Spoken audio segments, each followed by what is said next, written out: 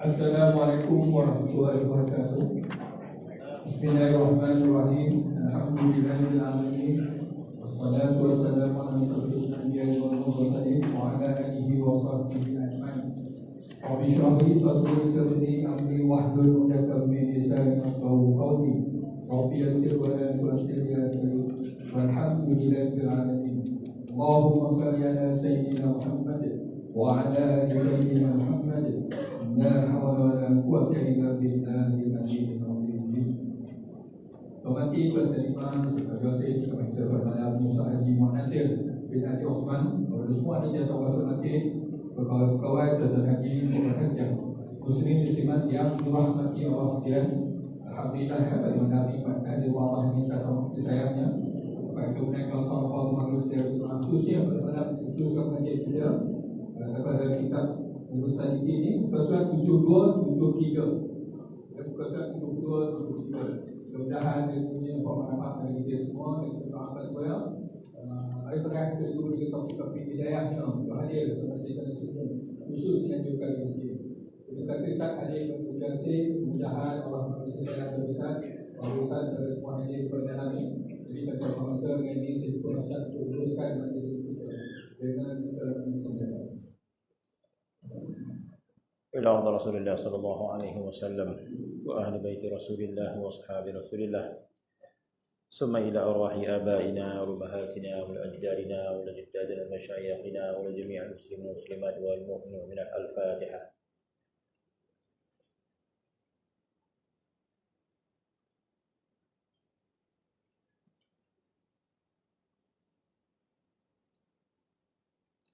أعوذ بالله من الشيطان الرجيم. بسم الله الرحمن الرحيم. الحمد لله رب العالمين والصلاة والسلام على أشرف الأنبياء المرسلين سيدنا محمد وعلى آله وصحبه أجمعين. اللهم رب اشرح لي صدري ويسر لي أمري واحلل عقدة من لساني يفقهوا قولي. اللهم زدنا علما وفهما وألحقنا بالصالحين آمين يا رب العالمين. Surat 29 kitab Jawi ya. Itu wa annal abda, itu tak dalam kurungan. Qala al-muallif rahimahullah wa nafa'ana bi'ulumi fidrin amin. Katanya wa annal abda yatasawwaru minhu az-zulma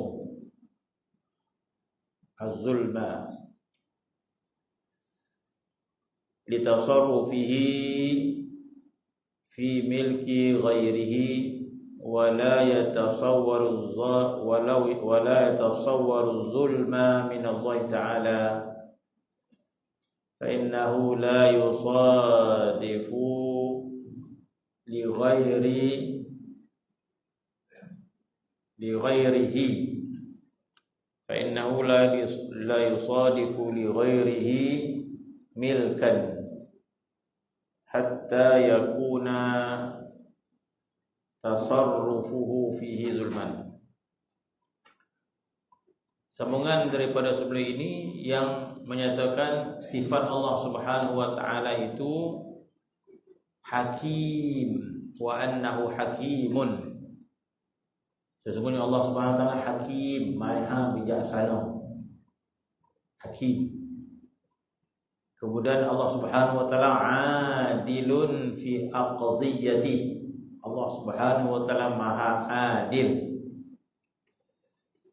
dalam keputusannya, dalam ketentuannya. Wala yuqasu 'adluhu bi 'adl ibad. Tidak boleh kita nak kiaskan keadilan Allah Subhanahu wa taala itu dengan mana-mana keadilan yang pernah dilakukan oleh manusia. Ya. Jadi kalau kita kata ada seorang hakim yang sangat adil, kan? Ataupun di kalangan manusia siapa saja yang adil, maka tidak ada orang yang paling adil berbanding Allah Subhanahu wa taala. Bermaksud Allah Subhanahu wa taala sangat berlaku adil pada aqdiyati, pada keputusannya. Allah tentu maha adil. Kemudian dia menyambung lagi, wa annal 'abda yatasawwaru minhu zulma. Kalau seorang hamba itu ada kemungkinan dia boleh berlaku zalim, ada kemungkinan. Adil macam mana pun masih boleh lagi berlaku zalim, walaupun dia hakim mahkamah tinggi, seadil-adilnya, dewan keadilan dia kan, dia masih lagi dia boleh melakukan kezaliman. Jadi dalam Islam apa maksud zalim? Apa maksud adil? Apa maksud adil dalam Islam ni? Jadi kalau dalam hukum nikah kahwin, kalau orang tu beristeri 2 orang, maka 2, 3, 4, maka agama suruh dia berlaku adil, kan? Jadi ada orang cakap, ada saya cakap. Jadi nak tahu suami tu adil, nikah 2 lah. Oh tu dah adil, tak adil. Nikah 1 tak tahu. Ada orang cakap itu kan.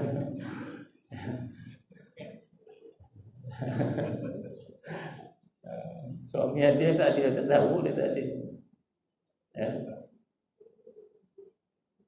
Jadi kalau seorang lelaki itu berkahwin 2, 3, 4, maka di antara tuntutan syarak hendaklah dia berlaku adil. Itu kan adil. Maka dalam bab fiqh dia menceritakan bagaimana seorang suami itu boleh berlaku adil terhadap isterinya. Kita baca ini, tak ada kena berono menggalakkan, tak ada. Ustaz ni menggalakkan pula, tak ada. Jadi dalam agama menceritakan suami yang berkahwin 2, 3, 4 perlu berlaku adil terhadap isterinya. Dan adil yang disebut itu adalah adil pada pembahagian waktu bermalam. Waktu bermalam tu adil. Kalau semalam, 2 malam, 2 malam lah. Banyaklah dia punya hukum perincian tu kan. Kita baca tu. Banyak perincian dia. Kalau suami tu dah pergi rumah isteri yang ni, tiba-tiba handphone yang tinggal kat rumah isteri yang ni, boleh tak dah bagi? Sebab macam tu dia. Sebab tak boleh. Walaupun tak boleh pegang, macam tu lah. Kat luar, kat pagar, dia masuk pula. Supaya adil. Banyaklah bicara dia kan. Tak adil tu. Habis dari segi nafkah, macam mana? Makan, pakai. Sebab dari segi bahasa, adil tu sama. RM2, RM3, RM4, RM5, RM5, RM6, Tapi kalau isteri ni, apakah macam tu? RM2, RM3, RM4, RM5. Macam mana pula? Isteri yang seorang ni kuat makan. Macam mana tu? Isteri ni tak kuat makan yang sikit dia. Jadi yang sikit, boreh yang sikit lah. Berapa boreh banyak? Tak boleh suami kena adil. Kalau sinya sekampit lah. Walaupun rumah tak makan, dah kucing mani tak makan dah. Sekarang ni kucing mani makan apa? Makan bali je. Tak makan macam mana? Takkan nak boli juga boreh tu. Rumah ni kucing mani. Yang rumah sini dia darah tinggi. Yang suka daging je. Macam mana adil? Ada. Beli baju adil dua-dua 6S. Macam mana pula? Yang seorang XL. Jadi sebab itu dia kata adil dalam Islam itu bukanlah sama. Sebab itu adil dalam Islam itu maksud dia meletakkan suatu perkara pada tempat dia. Meletakkan satu perkara pada tempat dia. Itu maksud adil. Orang rumah yang seorang dah, dia kuat makan. Kau dah siapkan sekali makan tu 3 pinggan. Baru dia rosak kan. Yang rumah ni kui. Ya sekadar je lah. Rumah dia tak ramah, daging tak ramah, ayam tak ramah. Habis kan masin ni, kan masin lah. Untunglah. Dia kan masin. Kan masin yang main mahal. Adil ke? Adil. Sebab adil ni maksudnya meletakkan satu perkara pada tempat dia. Jadi itu maksud adil. Meletakkan satu mana kono pada tempat dia. Maka kalau begitu maksud adil, maka zalim tu fahamlah maksud dia. Zalim itu kita meletakkan satu perkara bukan pada tempat dia. Apa sahaja. Jadi zalim tu kalau macam tu maksud dia, maka zalim ni luas maksud dia. Kita buang sampah pun terkata zalim tak? Tak ada. Kita cara baca kitab zalim ni zalim kat orang, zalim kat orang. Kat luar kita mesti sepak, siapa tahu tak tahu dah. Jadi kita tahu. Apa itu juga zalim nama dia. Sebab zalim Islam ni meletakkan satu perkara bukan pada tempat dia. Cuma zalim tu tak apa nak mudarat dona lah. Alah kacik sampah tu lama hancur dah dia. Kalau kita seorang BOS 200,000 orang tak banyak sampah tu kan. Tak. Kita campak kan. Allah. Kita madah namanya mak rumah kita, kita bawa sampah dalam kereta sampai mana kita campaan kan. Tak perasan banyak lagi. Kita nak kira tu. Jadi kita sangka tak ada permohonan agama sungai kau kita kata. Kita kotor apa warna sungai tapi kita baca balik. Betul tak kita letakkan benda tu pada tempat dia. Kalau tak betul itu termasuk kita melakukan kezaliman. Kita sangka zalim ni zalim ke orang. Jadi begitulah letak sekecil-kecilnya. Jadi kalau orang Islam faham maksud zalim sebegitu dan dia menjaga, maka orang Islam ni orang yang paling hebat. Paling hebatlah. Sebab orang Islam ni tidak memahami makna zalim dengan kepahaman yang sebenar, maka benda yang remeh-temeh tu dia abaikan kan. Tidak meletakkan suatu perkara pada tempatnya yang sebenar, maka zalim. Jadi banyaklah benda yang daripada besar-besar sampai sekecil-kecilnya lah. Letak pada tempatnya. Jadi itu maksud adil, meletakkan suatu benda pada tempat dia.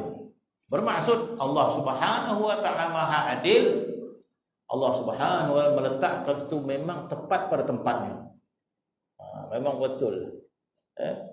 Sebab itu kalau orang memahami keadilan Allah Subhanahu wa taala, apa saja Allah tentukan bagi kita adil. Apa saja yang Tuhan buat kita adil. Kita ditimpa penyakit, kita diputus kesusahan, maka tak boleh kita berprasangka Allah Taala zalim. Kalau kita berprasangka Allah Taala zalim, maka kita termasuk dalam golongan orang yang suuzzan dengan Allah Subhanahu wa taala, buruk sangka dengan Allah Subhanahu wa taala. Allah Taala berfirman dalam Quran, "Innallaha laisa bizallamin lil 'abid." Innallaha laisa bizallamil 'abid. Allah Taala itu tidak berkelaku zalim kepada hamba-Nya. Jadi Allah Taala meletakkan benda memang betul. Ada sebab Allah Taala adil. Allah Taala tidak zalim. Kita je berperaku Allah Taala zalim. Saya masa belajar musim ini ada nampak orang Arab sebelah tu dia dia tengah buat binaan tu. Masa dia angkat simen tu dia pakai apa? Pakai macam lift tu kan. Dia angkat simen tu kan. Pandang dia kerja sebelah bangunan tu. Sekali tu macam mana dia kaki tersapit juga tersapit juga apa tu. Apa yang dia nahan. Tapi tak apa dia Allah zalim, Allah zalim. Ya Allah. Jahil betul Arab ni. Masya-Allah.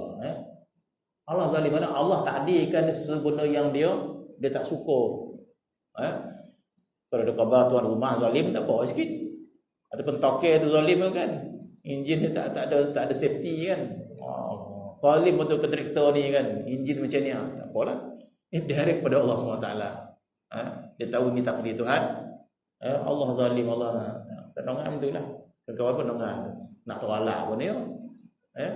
Sebab apa? Sebab kita tak pernah dengar Melayu kan tu. Tak pernah lagi dengar lagi orang Melayu. Orang Melayu kalau marah kat orang kan. Ui, zalim betul kau ni.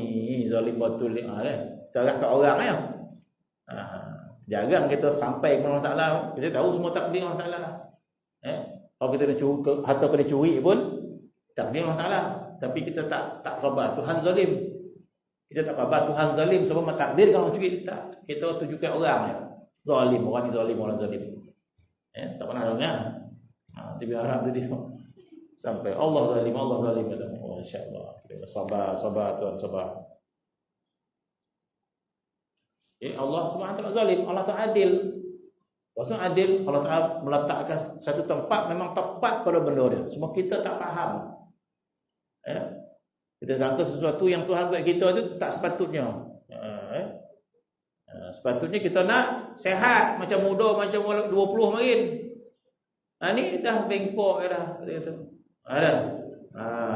Dalam hati tu ya Allah, apalah Taala ni orang lain sehat, saya dah tak sehat lah. Kita tak perhati Tuhan. Apa maksud?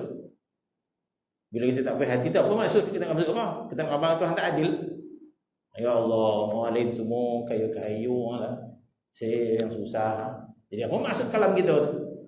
Apa maksud kalam kita? Kita nak abang Tuhan tak adil.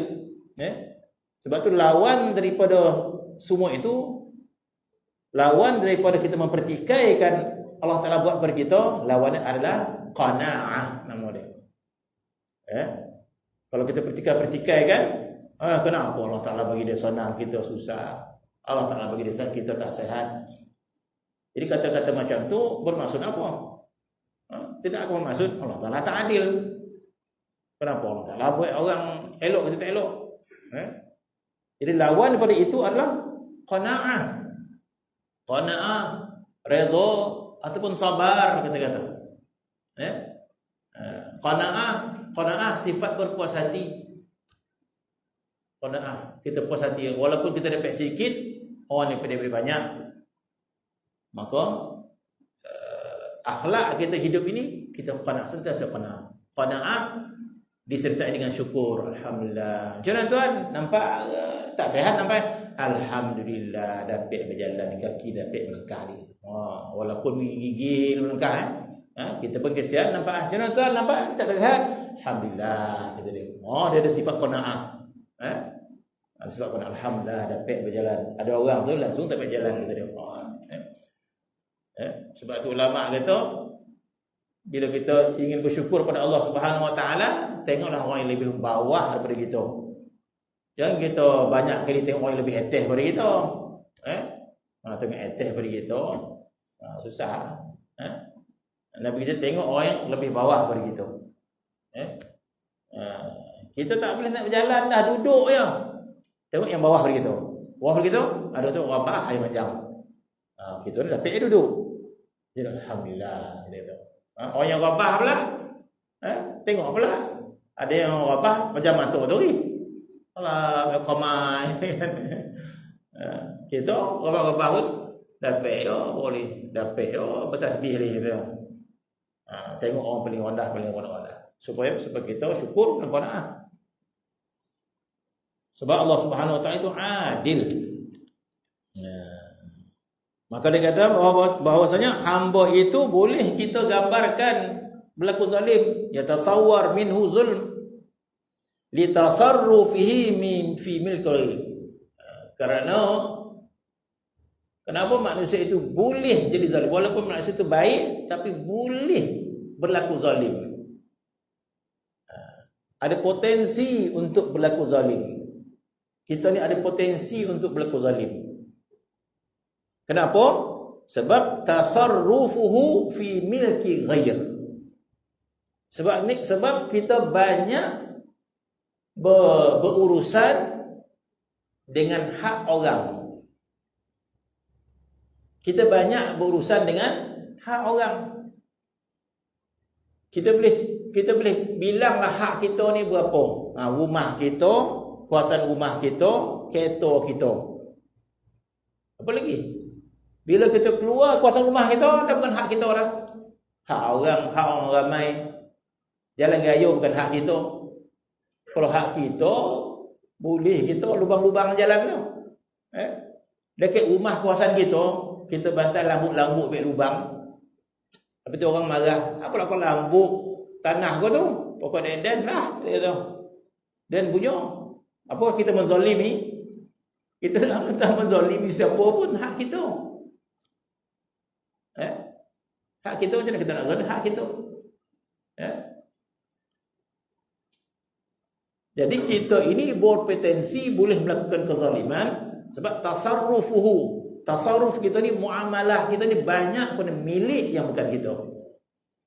Bila kita keluar rumah saja, jalan raya milik orang ramai, tak boleh kita tentu arah dah.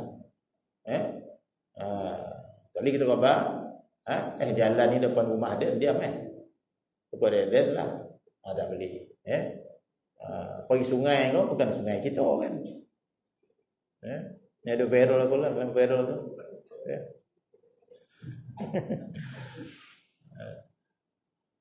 Jadi maksud bukan milik kita. Tasarruf kita ni boleh berlaku zalim sebab kebanyakan muamalah kita kepada yang bukan milik kita lah. Kita pergi kedai orang punya. Jadi potensi berlaku zalim tu memang banyak. Zalim yang kita kata sebut tadi, zalim itulah meletakkan satu perkara bukan pada tompek dia. Banyak. Biasalah kita manusia kan. Jalan tu tak boleh buat laju, kita buat laju. Betul tak? Kita letakkan bukan pada tompek dia. Memang bukan pada tompek dia, banyak. Alah takkan laju bersalah memanglah kita tu laju. Tapi kalau ikut betul, mana kita buat satu bukan pada tempat dia. Sebab bukan hak kita, hak orang ramai kan. Kecuali dalam rumah kita. Kita nak bawa motor laju-laju dalam kawasan rumah, bawalah. Tak ada orang nak boleh apa dah. Sebab kawasan rumah dia kan. Adapun Allah Subhanahu wa taala tidak tergambar dia berlaku zalim sebab semua yang Allah Taala lakukan milik dia. Apa sahaja dilakukan Allah adalah milik dia. Sebab tu dia kata di sini, la yatasawwar az-zulmu minallahi ta'ala. Tidak boleh kita nak tergambar Allah Taala berlaku zalim. Kenapa? Fa innahu la yusadifu li ghairihi milkan. Allah Taala tak pernah berbuat kepada milik orang. Semua milik dia. Kita ni milik Allah Subhanahu wa taala. Sebab tu kita disebut abduhu. Kita ni abduhu, Abdullah, kita ni abduhu. Allahumma anta rabbi, la ilaha illa anta, khalaqtani wa ana abduka. Kan istighfar, sayyidul istighfar tu kan. Kita kata Allahumma anta rabbi, ya Allah engkau Tuhanku. La ilaha illa anta, tiada Tuhan melainkan engkau. Khalaqtani, ya Allah engkau jadikan aku. Wa ana abduka, dan aku ada hamba engkau. Apa maksud hamba? Sebab itu dalam Islam, masuk hamba adalah dikata milkud dzat. Itu maksud hamba. Masuk hamba adalah milku az-zat. Masuk hamba kita memiliki jasad orang tu. Jasad orang tu milik kita. Hamba, apa maksud hamba? Hamba tidak berhak terhadap jasad dia. Itu maksud hamba. Hamba tidak berhak terhadap jasad dia sendiri. Dia tak boleh berhak jasad dia. Jasad dia milik orang. Itu maksud hamba. Jadi milik tuan dia tak boleh sampai tuan orang. Tuan dia kata kojo. Dia tak boleh lari. Lari kesalahan dosa dalam Islam pun satu dosa. Kalau hamba tu lari, sebab jasad dia milik tuan, bukan milik dia. Sebab tu tuan boleh memiliki hamba perempuan. Itu milik dia. Jadi hamba itu maksudnya milkuz zat. Hamba maksud memiliki diri seseorang. Sebab itu isteri kepada suami tidak ditarif sebagai milkuz zat. Seorang isteri kepada suami tarif dia milku manfaat. Suami memiliki manfaat, orang lain tak boleh manfaatkan isteri dia. Isteri manfaat suami, padahal hubungan lah. Hubungan suami isteri itu hanya milik suami saja. Dia memiliki manfaat. Jadi suami bukan memiliki tubuh badan isteri tak, bukan milkul zat. Bukan milkul zat, dia milkul manfaat. Dia tidak memiliki tubuh badan isteri dia. Sebab tu dia tak boleh harah-harah. Dia tarik satu, mi goreng satu, dalam masa setengah jam. Maksud tak boleh bincang langsung. Tak boleh bincang langsung. Tak boleh ada aku. Tak. Dia tak sebegitu. Mana ada tolak ansur, minta persetujuan dan sebagainya. Bukan memiliki memiliki tubuh badan isteri dia. Seorang suami itu memiliki manfaat isteri dia. Memiliki, maknanya isteri tidak boleh dimaafkan oleh berarti kata isteri dia tidak boleh menjalinkan hubungan dengan lelaki lain, milik suami dia. Adapun takrif suami kepada isteri bukan memiliki manfaat, halal manfaat. Maknanya isteri dia, manfaat suami tidak dimiliki oleh seorang perempuan. Mana seorang lelaki boleh dimanfaatkan oleh hampir orang perempuan. Marah orang perempuan cerita bab ni. Tapi hukum. Kita cerita hukum. Tarif tu dalam fiqh sebut. Saya boleh baca kan, jelas betul maksud dia. Ulama kata begitu. Seorang isteri kepada suami bukan milku manfaat, bukan milik. Tapi kebanyakan perempuan dia rasa macam milik lah. Suami tu milik dia. Tak apalah, itu bab lain lah. Tapi dalam hukum macam itulah hakikat dia. Kalau hukum berdasarkan perasaan seorang wanita, itu bab lain. Itu bab lain. Tak apalah kita raih lah. Orang rampih lelaki, kata dia. Sensitif lah sebab dia kan. Tapi itulah hakikat dia. Tak ada maksud rampih. Dalam bab hukum ni tak ada. Banyak pula cerita bab tu malam ni.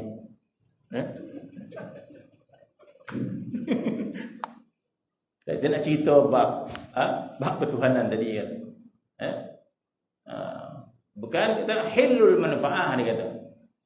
Halal manfaat. Sebab apa? Sebab seorang lelaki itu halal kepada 4 orang wanita. Jadi tidak dimiliki oleh seorang. Maka bila kita ni disebut Abdullah, hamba kepada Allah,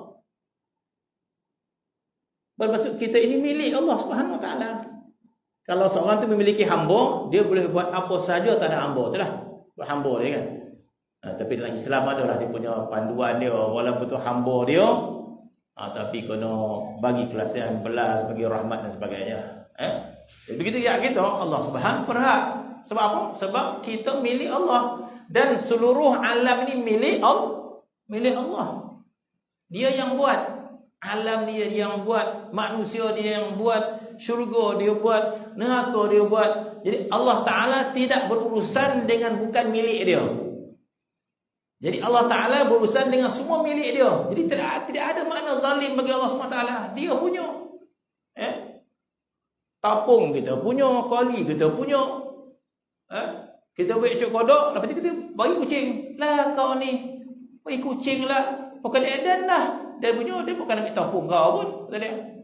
Tak orang. Kita tak dapat tak dapat nak berkata kalau benda tu milik orang kan. Tak, milik orang. Tak boleh kita nak kata zalim. Dia tak menzalimi sesiapa pun. Sebab tu milik dia. Jadi Allah Subhanahu Wa Taala tidak ada istilah zalim, sebab Allah Ta'ala tidak pernah bermuamalah dengan bukan milik dia. Alam ni semua milik dia. Sebab itu dalam tauhid sebahagian kitab ada juga menghuraikan, dia kata tidak ada makna zalim kalau Tuhan masukkan ke dalam neraka ahli taat. Tidak ada maksud zalim. Sebab apa? Manusia itu dia yang buat. Allah Ta'ala tidak ada maksud tidak adil Allah Ta'ala masukkan dalam syurga ahli maksiat. Sebab semua makhluk ciptaan dia. Sebab itu tidak tergambar kita Allah Ta'ala zalim. Sebab apa? Sebab semua ini milik dia, bukan milik orang lain. Dia yang cipta, dia yang buat. Sedangkan manusia dia berpotensi melakukan kezaliman sebab kita bermuamalah kepada sesuatu yang bukan milik kita. Bahkan begitu banyak sesuatu yang bukan milik kita. Milik kita terhad saja, rumah kita, baju kita, kereta kita. Bila kita keluar rumahnya, dah bukan milik kita. Jalan orang ramai. Banyak kita buat kezaliman kat jalan ni kan. Banyaklah kita zalim jalan ni.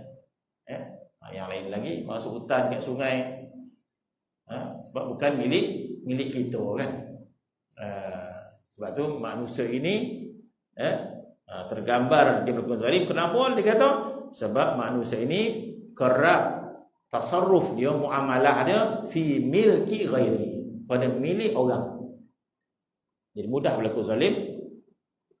Tidak tergambar zalim bagi Allah sebab Allah Ta'ala tidak pernah ada berlaku Allah Ta'ala bermuamalah kepada bukan milik dia. Li ghairi milkan. Hatta yakuna tasarrufil zalim. Sehingga menyebabkan Allah Ta'ala jadi zalim. Sebab semua dia milik Allah Subhanahu wa Ta'ala. Dan Allah Subhanahu wa Ta'ala menyebut dia berlaku adil. Walaupun tidak boleh dinamakan zalim kepada makhluk dia, dan Allah Ta'ala adil pada makhluk dia. Adil. Allah Subhanahu melakukan adil. Kemudian wa ahdatsal khalqa ba'dal 'adami izharan liqudratihi wa tahqiqan lima sabaqa min 'ilmihi wa iradatihi. Macam mana baca tu?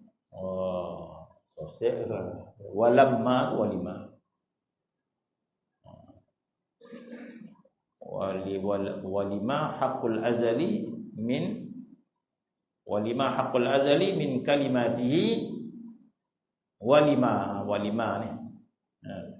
Walima haqqul azali min kalimatihi la liftiqari ilaihi wa hajatihi.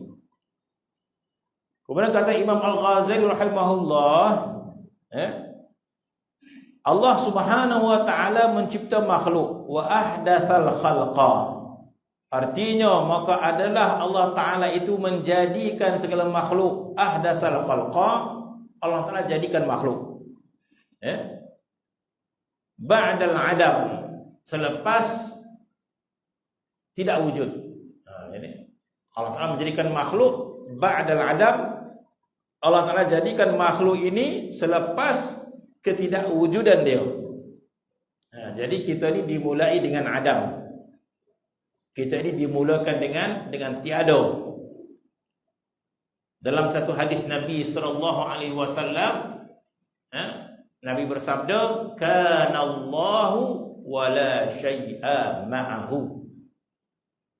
Dan satu hadis Allah Ta'ala, Nabi mengatakan, "Kanallahu", dulu hanya ada Allah sahaja. Wala syai'a ma'ahu, tidak ada sesuatu pun bersama dengan Allah Subhanahu wa Ta'ala. Dalam kitab-kitab tasawuf yang lebih mendalam, diriwayatkan hadis Allah Ta'ala mengatakan kuntu makhzan makhfiyan. Tak salah dalam kitab Ihya pun ada. Allah Ta'ala mengatakan kuntu makhzan makhfiyan. Aku dulu adalah khazanah yang tersembunyi. Kuntu kanzan makhfiyan. Allah Ta'ala mengatakan aku dulu satu khazanah yang tersembunyi. Kenapa tersembunyi? Sebab tak ada siapa pun yang tahu. Sebab hanya ada Allah Subhanahu wa taala saja. Maka Allah Taala mengatakan, "Uhibbu an u'raf." Aku suka supaya aku diketahui, dikenali.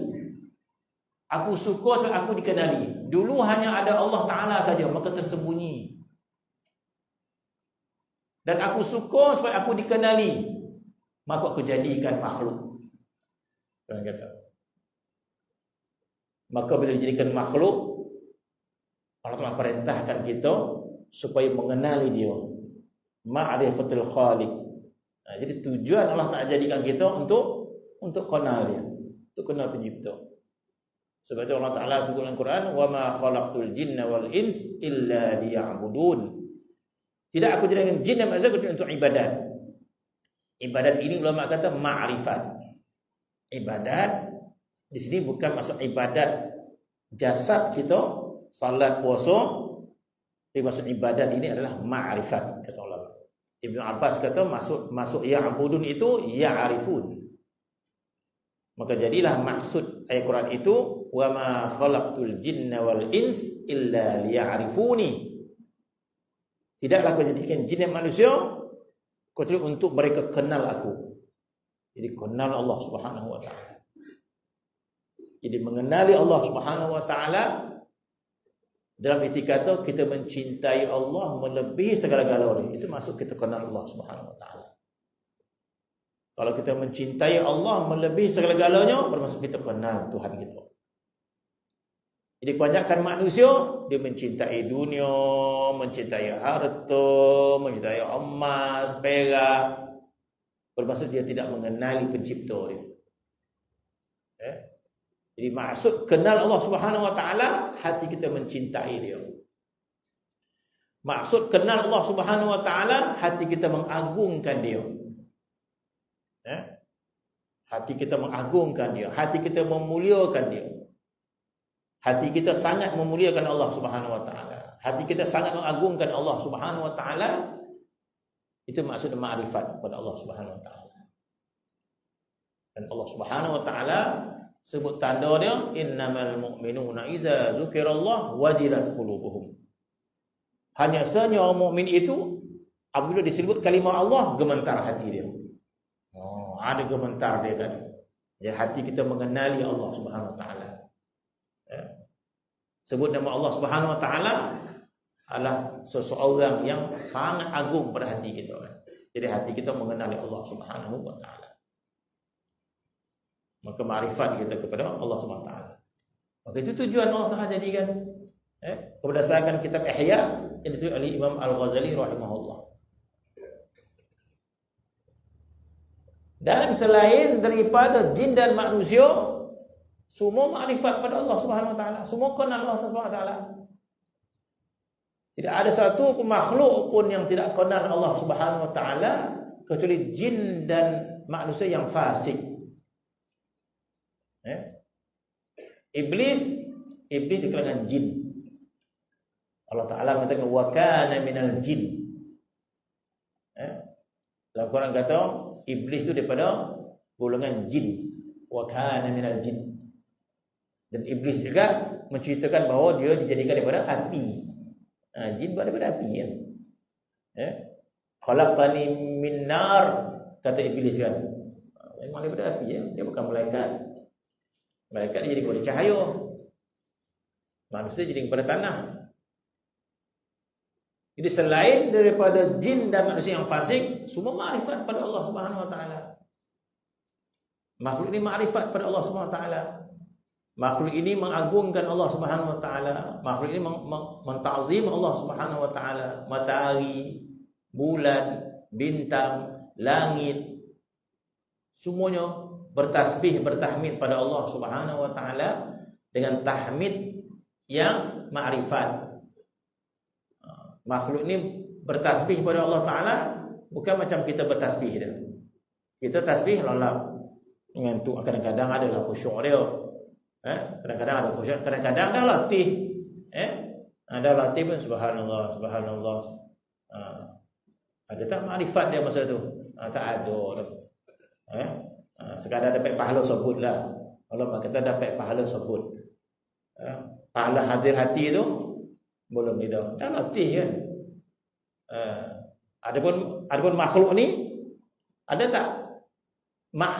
tak ketika dia latih dan tak faham tentang Allah, tak ada. Makhluk ni tasbih dia sentiasa makrifat pada Allah SWT. Wa in min syai'in illa yusabbihu bihamdihi.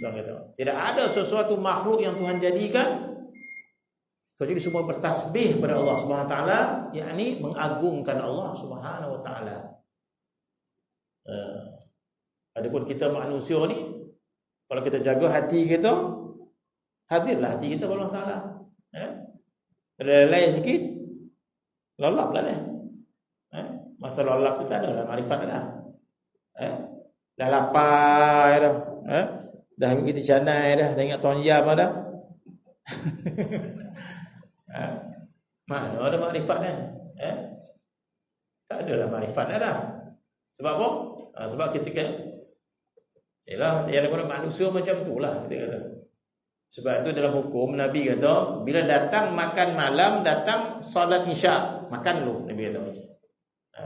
Apa kata-kata Nabi kita, bila datang isya, solat isya, dan datang asya. Asya ni makan malam. Perut lapar.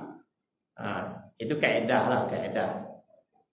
Bila datang makan malam dah siap, perut lapar, solat isya pun orang nak buat juga. Mana dulu ke ni? Nabi kata makan. Sebab kalau semayang kan, walaupun baca Fatihah, dalam hati tu makan.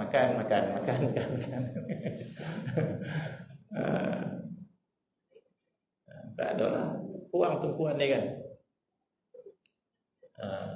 Jadi manusia ni nak makrifat Allah SWT, sebab tu susah kan, susah. Sebab tu nama dia taklif. Kita ni ditaklifkan mukallaf. Ditaklifkan, kita ni mukallaf. Jadi Allah Subhanahu wa taala jadikan makhluk ini di dalam kitab Ihya Ulumuddin, kitab lain, di situ faham kita makna Allah Taala jadikan makhluk ini. Wa adatsal khalqa ba'dal adam. Allah Taala mencipta makhluk selepas tidak kewujudan dia itu. Apa tujuan Allah Taala buat makhluk ni? Dia berhajat ke? Dia tengok. Tuhan berhajat ke? Jadi kita menafikan orang yang meletakkan Tuhan ada di langit, Allah Ta'ala duduk di arasy dan sebagainya. Sebab Allah Subhanahu wa ciptakan semua sekali, sama ada arasy, sama ada langit, sama ada bumi. Allah Ta'ala jadikan tanpa Allah Ta'ala mengambil manfaat sedikit pun daripada ciptaan dia. Sedikit pun Allah Ta'ala tidak mengambil manfaat. Dan sedikit pun Tuhan tidak mudarat apa-apa. Mudarat pun tidak, manfaat pun tidak. Allah Subhanahu wa taala. Dalam satu hadis Nabi sallallahu alaihi wasallam, Nabi mengatakan sekiranya manusia ini semenjak Nabi Adam alaihi salam sampai kiamat, semua beriman semua. Beriman semua, taat semua dia. Setaat-taatnya, baik semua dia. Maka Nabi kata, tidak sedikit pun menambahkan kemuliaan Allah Subhanahu wa taala. Tak bertambah kemuliaan Allah Taala. Jadi Allah Taala tidak memerlukan taat kita pun. Tuhan tidak berhajat pun pada ketaatan kita. Nabi tidak menambahkan sedikit pun kemuliaan Allah. Sebaliknya, sekiranya manusia semenjak Nabi Adam alaihissalam sampai kiamat, semua baik maksiat, semua durhaka pada Allah Subhanahu wa taala.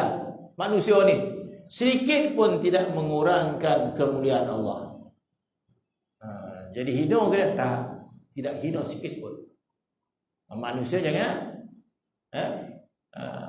jadi ketua kampung semua bantah ya. Parah. Minggu depan datang ketua rayong kau. Bising dah semua main bising ya. Macam mana? Tak dapat dah orang tiada balik di ketua kampung semua main bising. Minggu ni datang pergi kata raya apa? Main bising dah kata dia.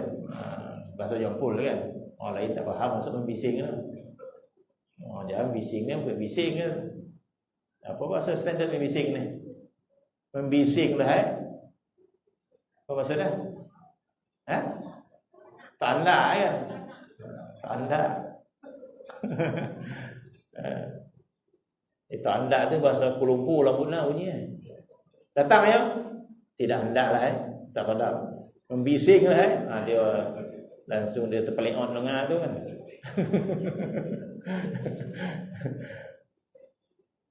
Jadi lemah. Kalau seorang pemimpin ditontang oleh anak buah dia, parah dia. Jadi Allah Subhanahu Wa Taala kalau semua menentang tidak hina sedikit pun. Kemudian Nabi kata, sekiranya manusia semenjak Nabi Adam alaihissalam sampai kiamat dia minta daripada Allah Subhanahu Wa Taala permintaan. Mintalah apa saja, maka Tuhan penuhi segala permintaan manusia itu, tidak mengurangi kekayaan Allah sedikit pun. Semua minta syurga. Syurga Firdaus yang a'la. Tuhan bagi semua dia, kurang ke harta Allah Taala? Tidak kurang pun sikit, kata Nabi. Kecuali umpama orang bawa batang jarum nak pergi timba air laut. Bukan bawa cebok, bawa air jarum dan ambil air laut tu dengan sekali ambil. Bukan dua kali. Ambil air laut guna apa? Guna jarum. Sekali ambil je. Banyak mana kurang air laut tu? Kata pada kurang itu. Mana tidak menggambar, bermaksud tidak mengurangkan apa-apa pun. Katalah kita gambar setitik je. Kita letak jarum, kita angkat air tu, setitik kecil mana? Meloket dekat jarum tu kan. Itulah umpama permintaan seluruh manusia semenjak Nabi Adam sampai kiamat. Banyak manalah baki kekayaan Allah, semua laut. Jadi kita kata macam tak kurang, umpama tak kuat, maksudnya tidak mengurangkan apa-apa pun bagi Allah Subhanahu Wa Taala. Ya Allah Subhanahu Wa Maha Kaya dari apa yang kita gambarkan. Sebab itu bila Allah Taala jadikan makhluk, Tuhan tidak berhajat apa-apa pun dengan makhluk dia. Jadi kenapa Allah Taala jadikan? Allah Taala jadikan adalah izharan liqudratih, untuk menzahirkan kudrah Allah Subhanahu Wa Taala. Allah Taala nak zahirkan kudrah dia kepada siapa? Kepada makhluk dia lah. Terutama Tuhan nak zahirkan kudrah dia kepada siapa? Kepada kita. Kepada kita lah yang paling utama Tuhan nak zahirkan kudrah dia. Makhluk yang lain bukan taklif. Makhluk lain pun zahir kudrah Tuhan. Mereka melihat kudrah Tuhan, makhluk lain. Tapi bukan itu tujuan. Jadi seolah rahsia alam ini adalah manusia. Jin tu dua buah kita ikut sama. Tapi sebenarnya rahsia alam ini adalah manusia. Tujuan alam ini adalah manusia. Manusia adalah tujuan makhluk keseluruhannya. Sebab tu manusia ini sangat mulia di sisi Allah Subhanahu Allah Taala yang sebut walaqad karramna bani Adam laqad khalaqal insana fi ahsani taqwim. Jadi tujuan semua itu adalah untuk kita. Sebab itu alam ini khidmat pada kita. Alam khidmat pada kita. Termasuk malaikat. Malaikat makhluk yang suci itu khidmat kepada kita. Jadi hebat tak? Kalau yang khidmat kepada kita ini adalah malaikat. Malaikat yang khidmat kepada kita. Dia khidmat, jaga kitab. Tak payah bayar pun SU. Kalau kita dekat pejabat, kita buat kerja, kita si catat kerja kita. Dah lah kerja, kita nak catat lah. Saya pernah buat projeknya, ni dia punya bukti tak ada siapa nak buat dah. Kecuali kita upah orang kan. Kalau tak dapat makan kita. Saya banyak buat jawapan. Mana dah bukti tak ada lah saya tulis dah. Tak ada tulis tak boleh. Kata dia. Kan? Semua nak bertulis. Latih lah. Dah buat apa ni program dah kita buat dah. Lepas tu kena catat dia kan. Latih 2 kali kerja latih kan. Jadi kita dekat dunia ni beramal je lah. Jangan risau. Tak ada sikit pun tertinggal amal kita. Kok kita kena catat amal kita? Apakah? Habis cici-mici. Beramal banyak, beramal dekat 10. Yang ingat catatnya 6. Apakah? Sampai sebulan bulan ni apa bulan gue? Entah tak ingat dah kita dah. Apakah? Bulan tu dah banyak beramal, baca Quran, baca apa no. Tak tercatat dah. Upah orang pun tak dapat orang buat dah. Kau tolong ikut wan jalan mana ha? Kau catat apa wan buat? Tak dapat dia pun banyak kerja lain. Jadi siapa yang khidmat kepada kita? Mereka khidmat kepada kita. Ke mana saja kita? Masya-Allah, kebaikan kita cukup banyak. Bila kita beratib, kita lancar. Kita tahu tak banyak mana kita beratib. Kita ada tasbih tu kan. Tasbih tu bukan betul benar pun kadang tu. Mungkin salah dan sebagainya.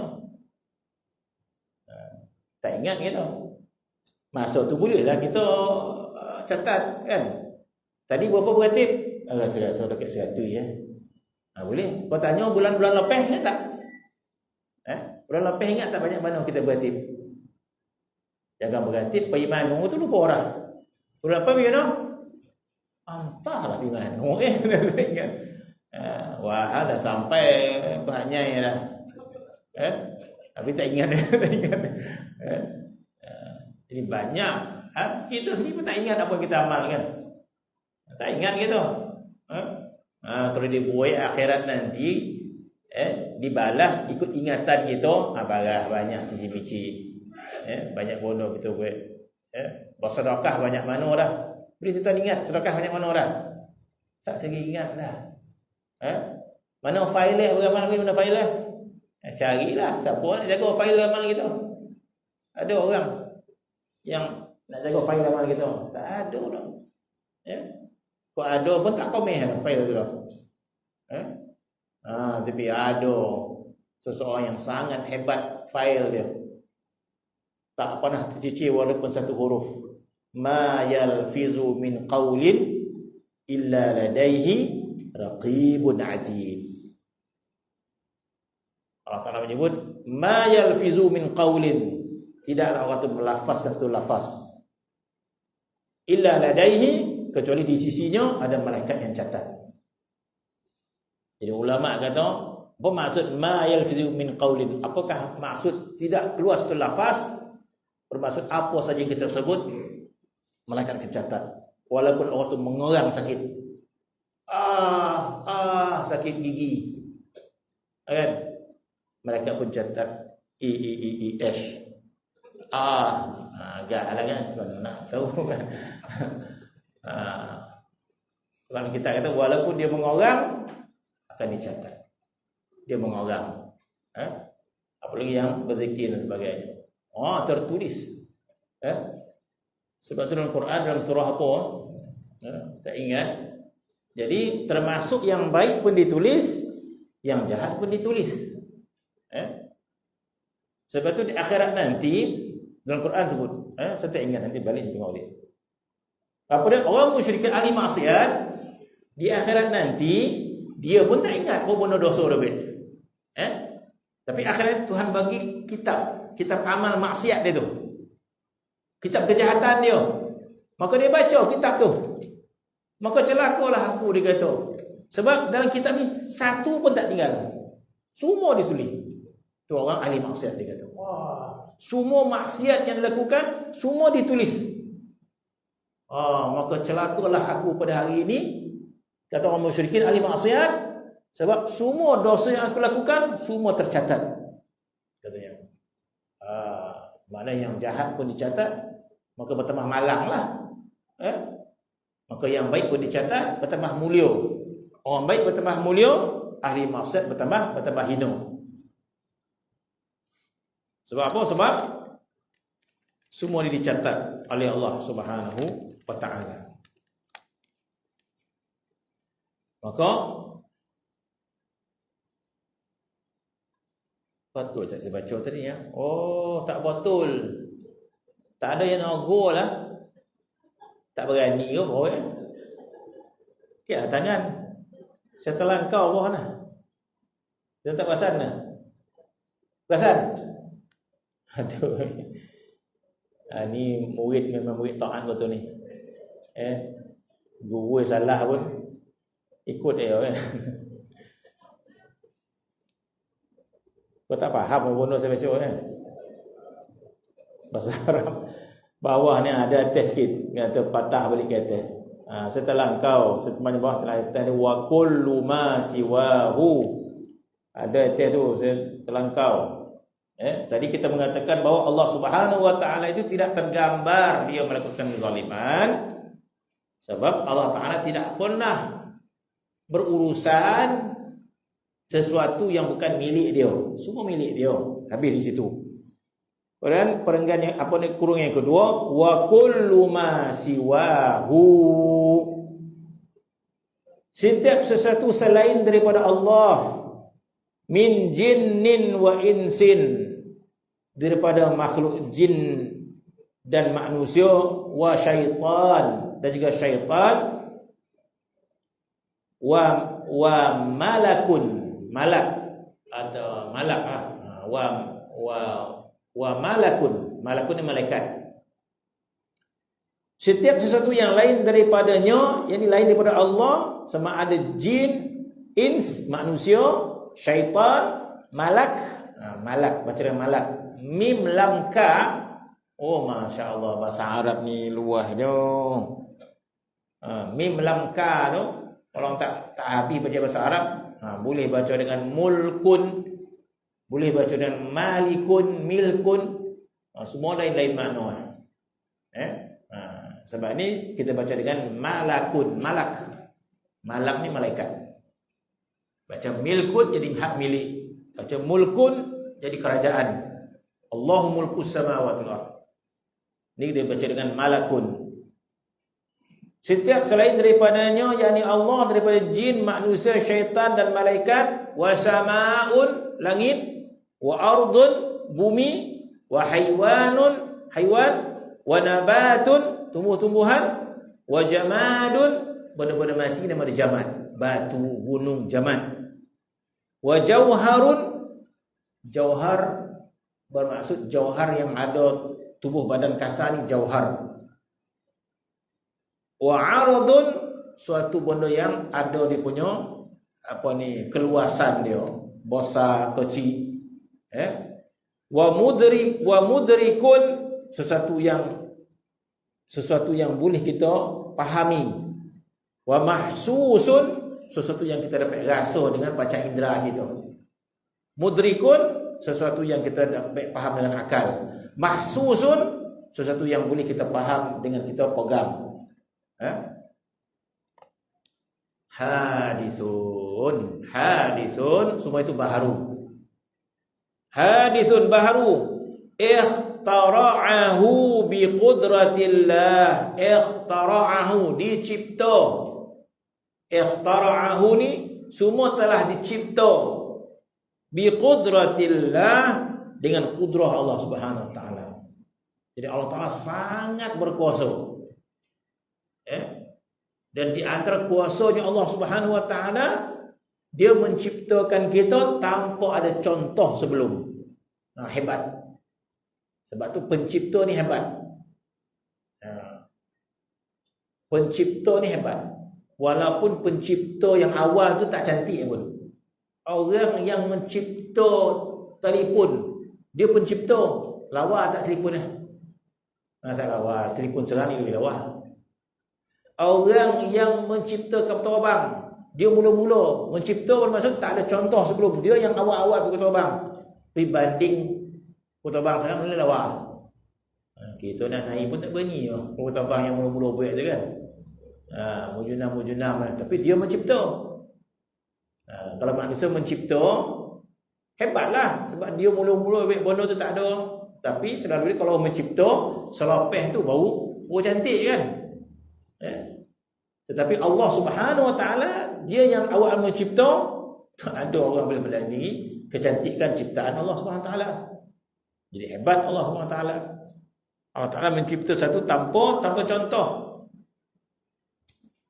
Sebab itu bila orang musyrikin, dia ragu bahawa Allah Taala boleh hidupkan manusia balik kan. Di antara orang musyrikin, dia tidak beriman dengan hari kebangkitan. Apa ya Quran? Apa tu? Apa izaman. Jadi orang musyrik kata, boleh ke Allah Ta'ala jadikan balik manusia ni sedangkan tulang-tulang dah hancur dah? Jadi di antara benda yang mereka tak beriman, macam mana manusia yang tulang dah hancur boleh hidup balik? Dah hancur tulang dah.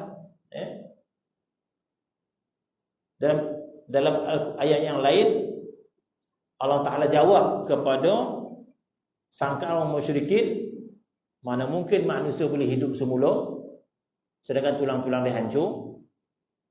Maka Allah Ta'ala berhujah dengan hujah yang cukup kuat.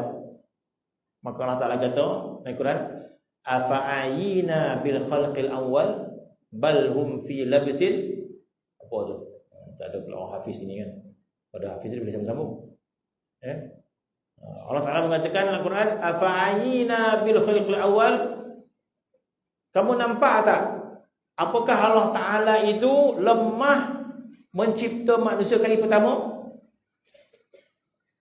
Apakah Allah Ta'ala itu lemah mencipta manusia kali pertama? Mana lemah pula? Nah, ni manusia ni. Kali pertama Tuhan jadikan kita. Apakah Tuhan lemah mencipta manusia kali pertama? Afa'ayina bil khalqil awal. Apakah kami lemah mencipta manusia kali pertama? Ini kehidupan pertama kita. Dekat dunia ni kehidupan pertama kita. Akhirat tu hidupan kedua. Tuhan tanya orang musyrikin, apakah Tuhan lemah? Apakah kami lemah mencipta manusia kali pertama? Mana pula lemah pula? Nampak Allah Ta'ala cipta manusia. Kan Tuhan dah cipta kita. Ada kepala, ada mata, ada tangan, ada kaki. Jadi macam mana kamu ragu dengan ciptaan yang kedua? Tiba-tiba Tuhan cipta kali kedua, orang ragu pula, boleh ke Tuhan buat manusia kali kedua? Kali pertama Tuhan mampu. Orang dah masak lauk kali pertama, berjaya, sadap. Boleh kau buat lain ni? Lah, kali pertama boleh, kali kedua lagi lah. Kali pertama tu menjadi. Tak pernah masak gulai kuning. Entah orang mana, orang Kelantan ke orang Kedah nikah dengan jompul Toih masak. Telefon apa mak mentua ni laki ni, orang laki jompul tu betul ni. Kari-kari tak makan. Dan nak gulai jompul lah. Rumah pun telefon mak mentua. Macam mana masak ni mak? Ni. Inilah first time dia masak. Dia makan lelaki, jadi. Dia sendiri buat. Boleh buat ke tak? Kali pertama dah jadi, kali kedua lagi mudah lah. Jadi Allah Ta'ala berhujah kepada musyrikin bahawa mereka ragu bahawa manusia ni boleh ke Tuhan jadikan kali kedua. Maka Tuhan kata, kau tak nampak kau? Apakah kami tidak mampu jadikan manusia kali pertama? Afa'ayina bil khalqil awal. Apakah kami lemah mencipta manusia kali pertama? Allah Ta'ala mampu. Kalau Tuhan mampu buat kali pertama, kali kedua lagi mudah lah. Dah ada contohnya. Maka Allah Subhanahu Wa Ta'ala menjadikan makhluk ini di atas tujuan izharan li qudratihi. Jadi tak ambil lagi atasnya. Maka selain daripada Allah Subhanahu Wa Ta'ala, jin, manusia, syaitan, malaikat, langit, bumi, haiwan, tumbuhan, benda-benda yang mati, jauhar, mahsus, hadisun, ikhtara'ahu. Semua itu Tuhan cipta biqudratillah, dengan kudrah Allah Subhanahu. Sangat kuat kudrah Allah Subhanahu Wa Ta'ala. Dengan kudrah Allah Subhanahu Wa Ta'ala ba'dal adam, selepas tidak wujud. Ikhtira'an, satu ciptaan. Wa ansha'ahu, dan Tuhan buat. Wa ansha'ahu, dan Tuhan buat, ataupun Tuhan kembangkan, Tuhan buat. Ba'da am lam yakun syai'an. Allah Ta'ala buat manusia ini daripada tak ada apa-apa. Tak ada apa-apa Tuhan buat. Idh kana fil azali mawjudan wahdahu. Iaitu Allah Subhanahu Wa Ta'ala semenjak azali, zaman azali, zaman dahulu yang azali, mawjudan wahdahu. Allah Ta'ala wujud sendirinya sahaja. Sebagaimana hadis yang kita baca tadi, kana Allah wala syai'a ma'ahu, Nabi kata. Dulu adanya Allah, tak ada sesuatu pun bersama Allah. Walam yakun ma'ahu ghairihi. Bika maksudnya. Dan tidak ada sesuatu bersama dengan Allah Subhanahu wa taala. Baru masuk yang kita dah terlajak baca tadi. Di waktu pun dah habis. Wallahu ta'ala. Kita sambung akan datang. Bismillahirrahmanirrahim. Alhamdulillahirabbil alamin wassalatu wassalamu ala asyrafil mursalin wa ala alihi washabbihi ajma'in. Rabbana zalamna anfusana wa in kunna minal khasirin wa sallallahu ala sayyidina Muhammad wa ala alihi alhamdulillah.